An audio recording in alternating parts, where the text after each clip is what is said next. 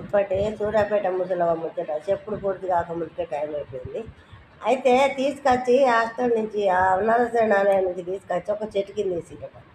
ఆ చెట్టు కింద ఎండకి ఎండి వానకు తడిసి ఇక తట్టుకోలేక ప్రాణం పోయింది. వీళ్ళు చూసి అయ్యో అంబులెన్స్ లేదంటే అయితే అంబులెన్స్ తీసుకొచ్చేసే వరకు ప్రాణం అయిపోయింది.